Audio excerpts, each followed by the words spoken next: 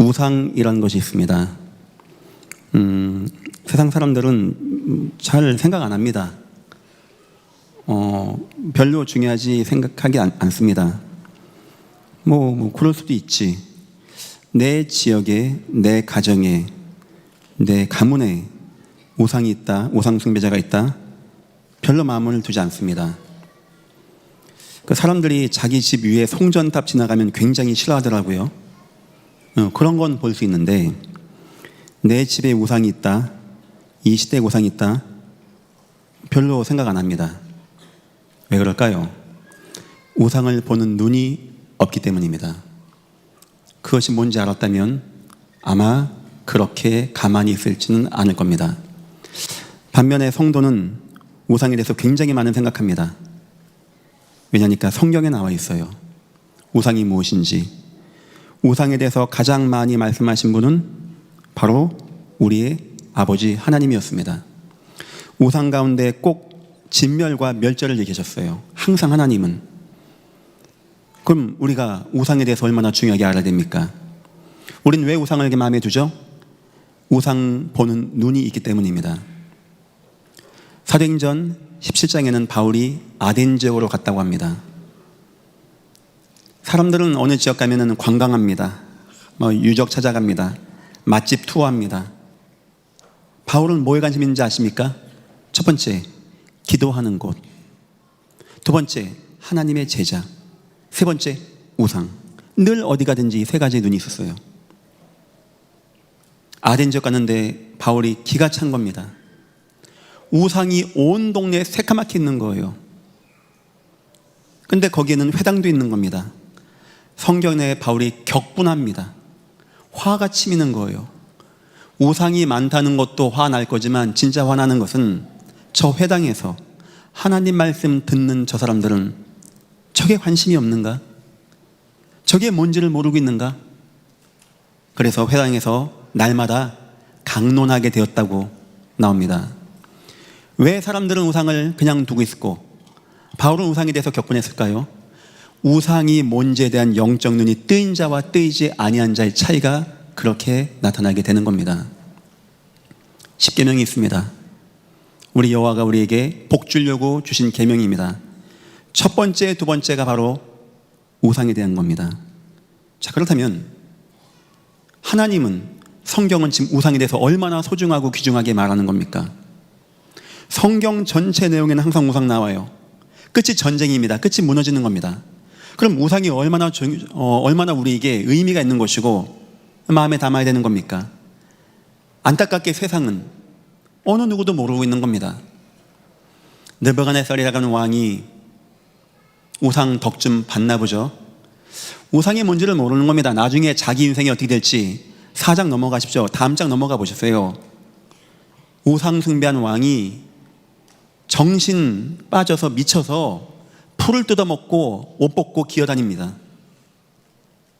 그걸 모르고 있는 거예요. 아마 박수슬기에게 얘기했죠. 왕이요, 왕을 성공시키시는 우상을 전 백성들이 다 찬양하게 하십시오. 왕이 성공할 겁니다. 왕이 기분 좋거든요. 법을 만든 겁니다. 금신상 만들고 악기 연주할 때 모든 사람 나와서 다 경배하라는 거예요. 왕이 그거를 법으로 만들면서 만약에 그렇게 하지 않으면 불 속에 집어넣고 죽인다는 겁니다. 그럼 왕이 그동안 얼마나 우상의 덕을 본 겁니까? 왕 주변이 지금 우상시대라는 거 아닙니까? 수많은 고위 관료 어느 누구도 우상이 뭔지 모르는 겁니다. 심지어는 이스라엘에서 우상 숭배하다가 실패한 민족이 왔어도 어느 누구도 못 보는 거예요. 근데 누가 나왔냐? 사드락과 메삭과 아벳노고가 나온 겁니다. 하나님이 계신 것이 이해되어지고 하나님의 마음이 이해되어지고 우상이 뭔지가 이해되어지고 하나님이 우상에서 건져낸다는 것이 이해되어지고 설령 그리 안 해도 우상은 안 된다는 답을 난 3명이 나오게 된 거예요. 하나님은 이들과 함께 하십니다.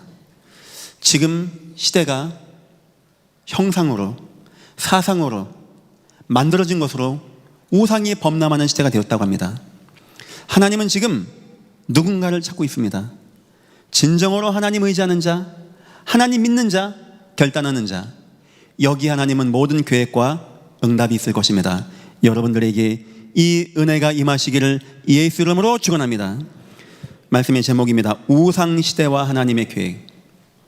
성경 읽어보세요. 우상과 관계된 내용일 겁니다. 성경 읽어보세요. 하나님의 마음을 읽어보십시오. 하나님의 계획이 있다니까요. 서론입니다. 사단의 방법은 바로 우상입니다. 사단은 눈에 보이고 들리고 하는 존재가 아닙니다. 그런데 우상이라는 것을 가지고 눈에 보이게, 잡혀지게 사람들을 미혹하는 거예요. 불신자는 복음을 모르게 합니다. 어쨌든지 복음을 듣지도 못하게 합니다. 이해가 안 되게 만듭니다. 그리고 하나님의 복음이 들어갈 그 자리에 물질 우상을 집어넣는 거예요. 돈이, 명예가, 성공이 우상이 되어지는 겁니다. 아까 바울이 얘기했죠. 나 유익하던 거를 오해했었습니다. 알고 보니까 배설물 같은 거고 버려야 되는 겁니다. 근데 지금 보니까 이거는 나를 해롭게 하는 거였습니다. 사람들은 이게 유익한 거로 알고 있는 거예요. 세상 사람들은 그 세상 쫓아가는 맛에, 돈 버는 맛에 하나님을 못 만나는 겁니다. 주일날 나와서 예배한 날 자체가 이해가 안 되는 거예요. 돈이, 만몬이 나에게 신이 된 겁니다. 두 번째입니다. 종교인들이 있습니다. 사단의 역사가 이들에게는 복음을 오해하게 하는 겁니다. 종교와 미신과 잡신으로 빠지게 하는 거예요. 그래서 그 자리에 하나님이 아닌 형상무상을 딱 갖다 놓는 겁니다. 형상무상 깎아놓고 만들고 섬기고. 인간이 얼마나 우매합니까? 자기가 나무를 갖다 놔요. 예쁘게 다듬어요. 깎아요. 이쁘게 색칠도 해요. 이 힘이 있습니까? 바람 불면 넘어가지 못하게 놉니다. 그리고 그 앞에 절하는 겁니다. 오죽원이 힘들면 돼지 머리를 놓고 거기다가 기도합니까? 무슨 뱀을 섬기고 소를 섬긴다라고 하고 산을 섬기고 얼마나 불안하면, 얼마나 힘들면 그렇게 살아나가겠습니까? 세상이 좋아지면 우상이 없어질 것 같습니까? 세상이 좋아지니까 초현대 과학시대가 오니까 이게 미신 안 믿습니다. 그렇지 않은 게, 인간은 영적 존재이기 때문에 영적 갈급함을 채우지 못합니다. 이걸 사단이 가지고 장난치는 거예요. 그때 나온 게 형상우상이 되는 겁니다. 얼마나 좋습니까? 하나님은 눈에 안 보이는 것 같은데 이건 딱 갖다 놓고 뭐 상을 만들어 놓고 이게 하나님이라고 하고 여기 절하면 된다라고 하고 뭘 돌리게 만들고, 얼마나 느낌이 팍팍 옵니까? 얼마나 손에 잘 잡힙니까? 심취하게 만드는 거죠. 보통 교회는 뒤에 십자가를 붙입니다. 저희 교회에서는 굳이 붙일 거 있냐? 첫 번째 이유는 십자가 참 귀한 거지만 주님의 마지막 모습은 영광스러운 승리자의 모습이기 때문에, 어쩌면 너무 막 예수님 아파 피 흘렸대 어쩌면 좋아 여기에 매이지 않게. 두 번째 이유는 자꾸 사람들이 그거를 우상으로 섬겨요. 어떤 분은 와서 이래요. 십자가 앞에서. 불교도 아니고 천주교도 아니고 뭐가 이게 섞인 것 같아. 그래서 그런 거를, 형상을, 천주교 같더니 마리아를 만들고. 왜 그럽니까? 거기 키스하고 맞추고 마리아가 피 흘렸다고 하고 뭔 의미가 있는 겁니까? 그게 온 이제 성인들 만들어 놓고 돈 버는 신, 애 병 낫고 눈 좋아지고 사업 잘 되고 병 낫고 코가 그게 뭐 하는 겁니까? 사람들은요, 눈에 안 보이는 하나님보다 눈에 보이는 결과물이 더 혹하거든요. 거기에 훅 빨려나가요. 왜 교회에서는 강대상 하나 딱 놓고 목사가 마이크 하나 들고 하는지 아십니까? 말씀에만 집중하고 할 수 있게. 우리 본문에 보면 위에 자막 나오잖아요. 제가 봐도 전 세계에서 이렇게 유치하게 안 되는 여자 우리에게밖에 없는. 이거 왜 이렇게 하는지 아십니까? 유치하게. 말씀 잘 듣고 이해할 수 있게. 잠깐 놓쳤어도 여기 내용을 얘기하고 있구나 좀 알 수 있게 하기 위해서 이렇게 하는 겁니다. 말씀의 중심에 들어가게 하기 위해서. 자꾸 어느 순간 우리에게도 자꾸 이런 게 나타나게 되어져요. 이 문제는 성도입니다. 복음을 희미하게 만듭니다. 변질되게 만듭니다. 복음을 놓치게 만듭니다. 그리고 종교적인 거를 쓱 집어넣습니다. 그냥 좋은 종교, 여러 가지 종교 가운데 그나마 좀 세련되고 믿을 만한 거, 뭐 우리 집은 기독교, 그러니까 나는 뭐 교회 나가고, 뭐 예수 믿으면 뭐 잘 되고 복 받고, 뭐 나중에 뭐 덤으로 천국도 간다네, 뭐 가면 좋고, 희미하게 복음이 아닌 종교 기복의 우상으로 들어오게 된다는 거예요. 사단은 교묘합니다. 어쨌든지 우리에게 예수 그리스도와 복음과 하나님의 은혜에 집중하지 못하게, 막 눈에 보이게 증거 나타나게 해서 혼미케 합니다. 아마 어떤 사람은 우상 가운데 안식을 얻었다고 하는 사람도 있는 것 같아요. 어떤 사람은 우상 가운데 행운과 부를 누렸다는 것 같아요. 어떤 사람은 우상이 능력이 됐다는 것 같습니다. 그럴까요? 그 끝이 어떤지 아십니까? 대저 이방인의 제사하는 것은 귀신에게 하는 것이요 하나님께 하는 것이 아니니 나는 너희가 귀신과 교제한 자 되기를 원치 아니하노라. 위로 하늘에 있는 거, 땅에 있는 거, 어떤 것든지 만들고 섬기면 3, 4대까지 재앙이 만다. 반면에 나를 사랑하고 내 계명을 지킨 자에게 내가 1000대까지 은혜를 베풀겠노니. 주님은 우상에 대해서 이렇게 단호하게, 하나님은, 성경은 우리에게 말하고 있습니다. 여러분, 우상과 싸우시기를 예수 이름으로 축원합니다. 여러분이 만들지 않겠죠? 갑자기 어디 가서 막 이러지 않겠죠? 예수보다 높아진 건 다 우상됩니다. 내 인생, 내 돈, 내 자녀, 내 삶, 어떤 것보다도 예수보다 높아지는 건 우상되는 거예요. 바울은 이런 말합니다. 내 생명도 조금도 귀한 것으로 여기지 않겠습니다. 오직 예수 되시기를 예수 이름으로 축원합니다. 첫 번째입니다. 우상, 왜 사람들이 숭배할까요? 왜 많은 사람들이 우상 앞에 갈까요? 능력이 나타나기 때문이에요. 그 능력이 어떤 능력인지는 모르고 있는 겁니다. 사도행전 8장이 그 예입니다. 전부터 오랫동안, 글쎄요, 그 전부터 오랫동안의 개념은 뭐 그 박수슬개 박수무당이 와가지고 오래전부터 터닫고 이것도 있지만, 그 집을 가문 대대로 우상 가문, 무속인 가문이 지역에 뿌리를 내렸다라고 봐야 되는 겁니다. 이상하죠? 사람들은 그 얘기합니다. 그 조상의 죄, 자녀의 죄, 그거 연관이 있습니까? 글쎄요, 뭐 성경에도 그런 근거 있지만, 저는 할아버지가 무당됐는데 자녀 가운데 무당이 나와요. 또 그 자녀 가운데 또 무당이 나와요. 이거는 누가 알 수 없고 이해할 수 없는 내용입니다. 그야말로 영적인 겁니다. 규명이 안 되어져요. 근데 이상하죠? 이게 뭐가 흘러가? 어떤 가정은 이상한 문제가 할아버지, 뭐 삼촌, 아버지, 이모로 왔다 갔다 해요. 이게 뭐라고 규명을 못합니다. 하지만 그런 게 있는 거예요. 영적인 세계에서는. 이 박수 엘루마의 가족이 오래전부터 지역에 영향력을 끼치는 겁니다. 어떤 영향력이냐? 마술을 행하는 거예요. 뭐 병든 자 병 고쳐주고, 집 나간 소 뭐 찾아오게 만들고, 비가 안 오는데 뭐게 했더니 비가 오게 되어지고, 그런 거 있죠. 그 옛날에 약국이 어디 있습니까? 병원이 어디 있습니까? 뭘 압니까? 근데 동네에 무당 하나 있는 겁니다. 이 이모가 다 맞추는 거예요. 뭐 이렇게 해서 뭐 약하니까 뭐 병 났다라고 하고. 그럼 어떻게 되어질까요? 아무리 강한 사람도 그 앞에 무릎을 꿇어야 되는 거예요. 그게 바로 우상의 전략이고 무속의 전략입니다. 영적 영향력을 쳐서 큰 자부터 적은 자까지 영향력을 미치는 겁니다. 그럼 어떻게 되어질까요? 가장 권위 있는 사람이 왕이 아닌 겁니다.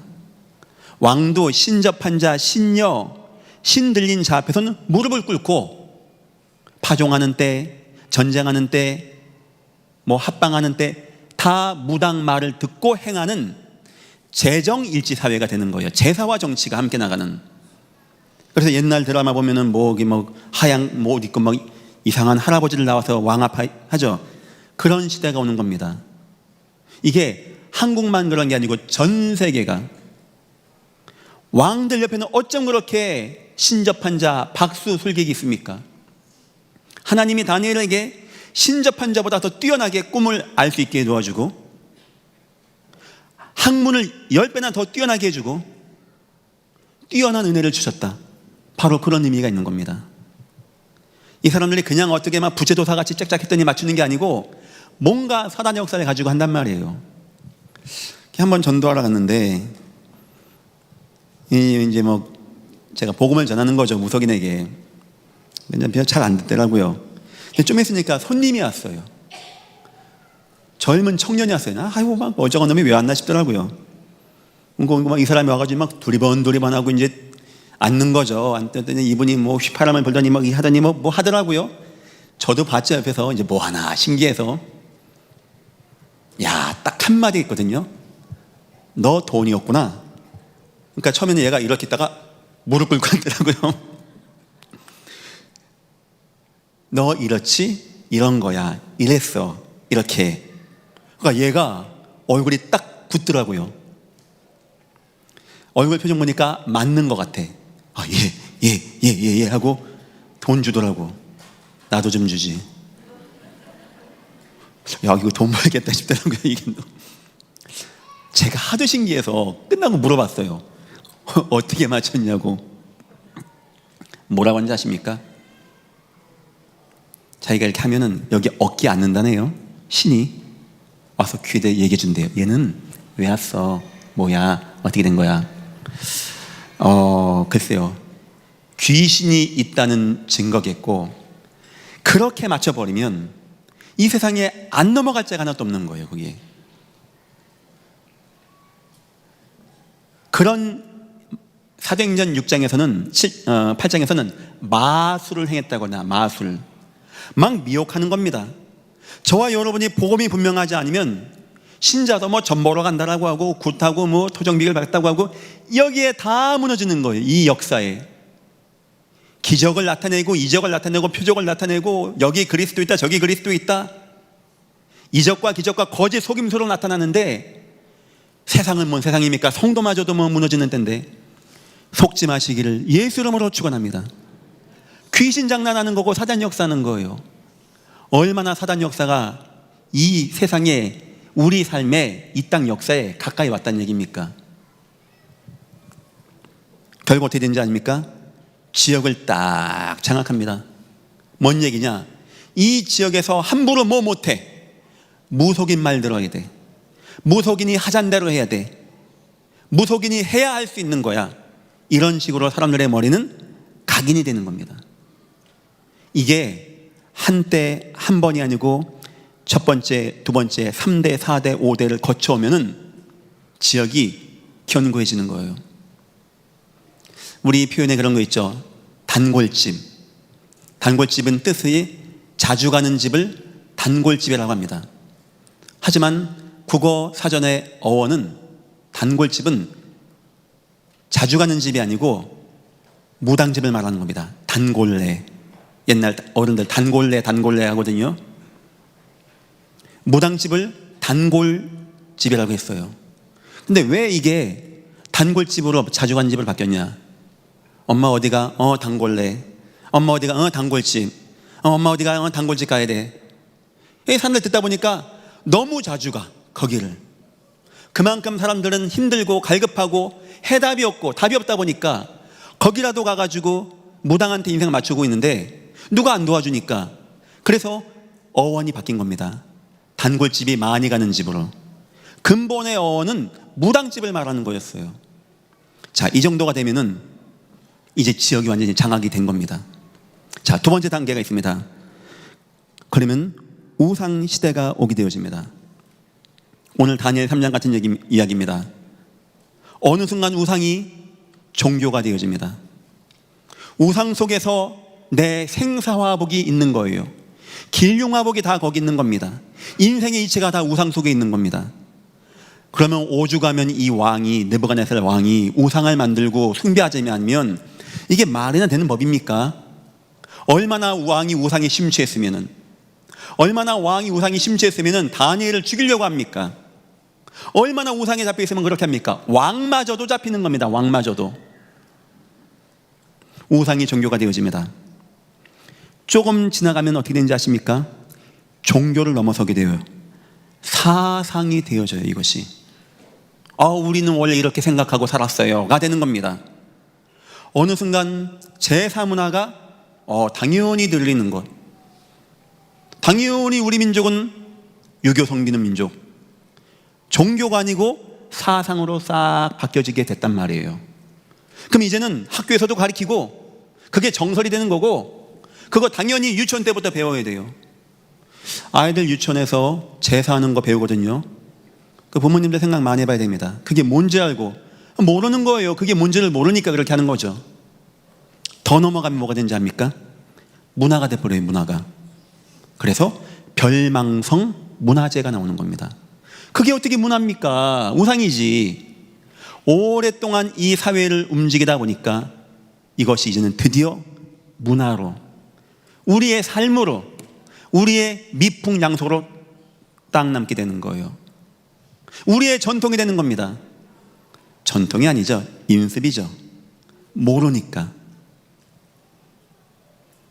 우상 중심과 시대를 완전히 딱 움직이는 거예요.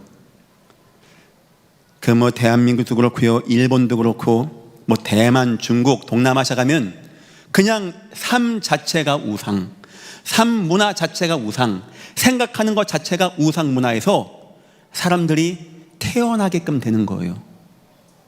우리가 아이 한 명을 놓고 아침부터 저녁까지 교육해서 그 아이에게 복음 넣는 건 이렇게 힘들게 싸워나가고 있는데, 사단 역사는 우상이라는 걸 가지고 자연스럽게, 아주 맛깔나게, 아주 편하게 국가 지원 다 받아가면서 문화로 교과서에서 인정까지 받으면서 시대를, 아이들 마음을 확 움직이는 겁니다.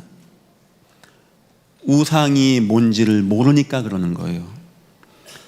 그게 뭔지를 알았다면 그렇게 안 할 것인데, 우리의 것은 좋은 것이요, 워낙 우리는 이런 거 있어, 그런 문화재, 별망성 문화재면 제가 알기에 안산시에서 국고가 지원이 나가는 걸로 알고 있습니다. 우상이 퍼져나가는 것도 아깝지만 우리 교회가, 기독교가 이렇게 힘이 없을까 하는 그런 마음. 저희가 지금 도시복음화 전략 복지전도는 빼앗겼던 문화를, 빼앗겼던 삶을 되찾자고 하는 영적 전쟁 가운데 있는 겁니다. 이 근처, 이 동네 사람들은 태어나면서부터 복음 문화와 복음 속에서, 교회 중심의 삶 속에서 응답받고 승리하게 하자, 지금 이거를 마음에 담고 있는 겁니다. 성도 여러분, 비전 2025 평일교회 도시복음화 전략 늘 마음에 두시고 함께 기도해 주시기를 예수 이름으로 축원합니다. 시대를 장악한단 말이에요. 이게 시대를 엘리야는 그걸 바꾸기 위해서 처절하게 싸우는 겁니다. 여호와의 제단은 허물어지고 여호와 편에 줄 서라니까 어떤 누구도 줄을 안 서요. 거기다가 왕, 이세벨, 아방, 워낙 그렇고, 바알, 아세라 선지자 850명 워낙 그렇고, 여기 줄 서러 하니까 아무도 안 서요. 아무도 안 서. 굶어 죽어가면서, 재앙 만나면서, 하나님의 진노로 매맞아 가면서도 우상이 뭔지를 모르니까 거기 줄 서 있는 겁니다. 우매한 인생들, 바보 같은 인생들, 너무나 안타까운 인생들. 지금 우상이 이렇게 지금 역사하는 겁니다. 한 가정을 통하여 지역을 움직여서 지역을 장악하고 지역에 영향력 주고, 영양 이상한 거 요술 마술을 부리게 하고, 어느 순간 하나의 종교가 되어지고 하나의 문화가 되어지고 하나의 사상이 되어져서 자연스럽게 교과서에 나오게 되고 하나의 시의 문화가 되게끔 만들어 나가는 거예요. 자, 세 번째입니다. 그러면 세 번째입니다. 우상 재앙의 시대가 반드시 오게 된다는 거예요. 이게 이제 무서운 겁니다. 이게 사람들은 이때 가면 이제 모르는 거예요. 왜 전쟁이 나는지, 왜 기근이 오는지, 왜 전염병이 도는지. 그거 하나님의 진노거든요. 우상 숭배할 때 이만 하나님이 진노거든요. 하나님이 신명기에 말씀하셨어요. 숭배하지 말라고. 너희 가면 내가 다 해줄 거야. 너희가 파지 아니한 거, 심지 아니한 거, 건축하지 아니하는 거 내가 다 줄 거야. 나 근심된다. 나 걱정된다. 하나님이 근심되는 게 있답니다. 그게 뭐냐? 이 우상의 강한 영향력을 못 벗어난다는 거예요, 사람들이. 너희가 지면 사방의 신을 섬겨서 내가 너희를 멸절할까 두려워하노라. 우상은 난 우상 안 숭배하는데 이러지 마시고 여러분 인생과 중심에 하나님보다 우리 주 예수 그리스도가 높아지는 거 우상이니까 다 버리시기를 예수 이름으로 축원합니다. 싹 버리세요.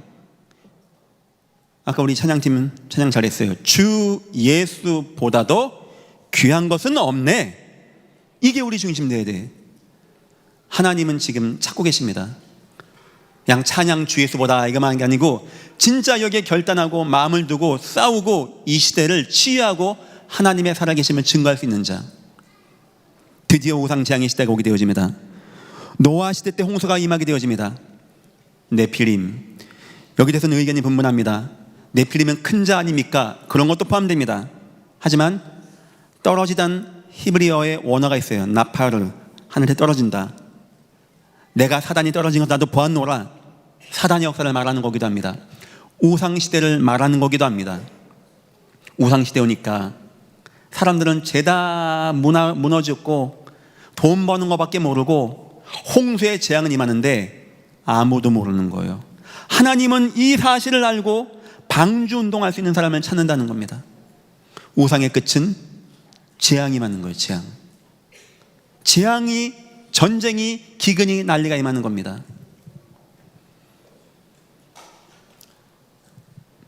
마태복음 24장에 우리 주님은 마지막 때 얘기하셨어요. 전쟁, 기근, 지진, 전 너무 소름 끼쳐요. 너무 맞아요. 지금 어쩜 그렇게 전쟁은 터지고 지진은 나고 자연 질병은 오고 온역이 돌고 기근, 경제는 파탄나고 지금 이런 시대에 있다는 것도 참 가슴 아픈데 우리 주님이 그런 거 올 거니까 견디라고 하니까 더 실감나는 것 같아요. 근데 성경에서 여러분 그 전쟁, 기근, 지진 있기 전에 어떤 시대가 온지 압니까? 우상시대였던 거예요. 우상시대. 지금이 무슨 시대라고요? 우상의 시대. 우리는 안 만들었는데요. 사람들마다 저마다 자기의 저들의 배는 저들의 신이요 우리 먹고 사는 게 우리 우상이 돼가지고 하나님이 없는 이 사단의 전략 대단합니다. 이 복음을 막고 교회를 무너지게 하고 이 땅을 질병과 재앙 가운데 빠지게 하는 사단의 전략 싸우시기를 예수 이름으로 축원합니다. 예전 교회는 살아있어야 돼요. 예전 교회는 복음 운동해야 돼요. 예전 교회마저도 세상 것 좋아하고 돈 좋아하고 이것저것 따라간다. 그 희망이 없는 겁니다. 엘리야 시대 기근이 오게 되어집니다. 사람들은 모릅니다. 내가 왜 기근 오는지. 엘리야는 봤습니다. 우상 때문에, 왕 때문에 이런 재앙이 많은 거 아닙니까? 우상 때문에. 역시 우상 꺾어내니까 조망만한 구름 통하여 비가 오게 되어집니다. 사사시대의 전쟁은 무엇입니까? 사사기에는 수많은 사람들의 이야기, 사사 이야기가 나옵니다. 어쩜 그렇게 예측을 빗나가지 않습니까? 하나님이 복 줘요. 그럼 잘 살면 되잖아요. 어떻게 또 우상을 또 어디서 배운지 숭배합니다. 그럼 하나님이 진노합니다. 그럼 전쟁 납니다. 다 빼앗기고 막 주여 주여하고 기도합니다. 하나님이 사사 보냅니다. 그럼 또 막 하나님 감사합니다 합니다. 또 먹고 살만합니다. 또 우상 숭배하는 거예요. 이게 반복된다는 거예요. 이 우상이요, 이게 끈질기게 우리 따라온다니까요. 더 소름 끼친 얘기 한번 해볼까요? 노아 시대 때 우상 숭배자 하나님이 다 물속에 집어넣습니다. 끝났어요. 우상은. 그리고 우상이 아닌 노아의 새 아들로 인류가 시작이 되어집니다. 그럼 우상 끝났죠. 우상 숭배하는 사람 다 죽었죠. 어느 순간 또 튀어나오는 거예요. 이게 또 튀어나오는 거예요. 자손들 가운데. 우리 주의해야 됩니다. 우리가 복음운동하고 전도운동하고 우리가 힘써서 이 교회 세우고 헌당까지 하고 나가는데 어느 순간 자손 녀석들 가운데서 또 우상 나오고 돈 나오고 세상 나왔다. 나온다니까요. 이 사단이 얼마나 강악한지 아십니까? 이거 싸워야 돼요. 야, 그 노아의 자손들 우상 때문에 싸워서 그 방주운동했는데 어떻게 누가 뭐 학원 있나 봐요. 우상 가르쳐주는. 어디서 배웠어요 그거를? 그게 바로 사단의 역사라는 겁니다. 사단의 역사.